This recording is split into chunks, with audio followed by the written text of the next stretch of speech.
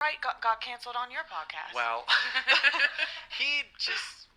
I think it was just guys being guys. Guys, it was locker room talk. Locker room talk. Can we just go ahead and retire the phrases guys will be guys, boys will be boys? They're almost exclusively used to excuse men's appalling behavior, such as in this case. And let's talk about that defense. It says that men are childish and stupid, that we shouldn't expect more of them because that's just how they are. They shouldn't be held accountable because they're mentally incompetent. And I don't know why another man would voluntarily say that about themselves, let alone with a smile on their face. Now the context here is Matt Rife's comments on Trevor's Stiff Socks podcast, where Matt was describing his taste in women, with all of the tact and maturity of a 13-year-old describing his dream woman to the computer he's trying to weird science her out of. That he likes women to have big, fake, but they also have to look natural. Huh?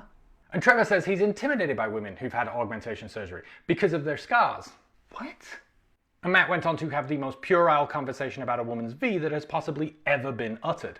All of which would be disappointing enough if not for Trevor's defense of that conversation.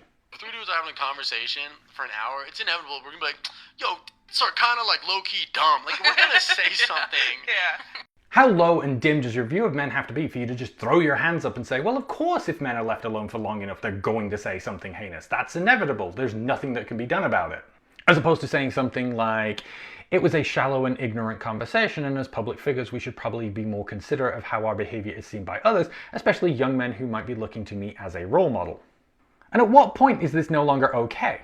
Matt is 27, Trevor Wallace here is 30. At what point do we stop excusing men's childishness and actually hold them accountable for behaving like adults? So much like we have the Bechdel test for evaluating the absolute bare minimum bar on the floor criteria for whether a work of fiction is sexist or not, I propose the Wallace test for evaluating the absolute bare minimum bar on the floor criteria of acceptable men's behavior. That if you, as a man, cannot be left alone unsupervised with other men for more than an hour without you saying something that is, I don't know, misogynistic, sexist, insulting, or vulgar towards women, then the problem is very much you, and it is long past time for you to grow up.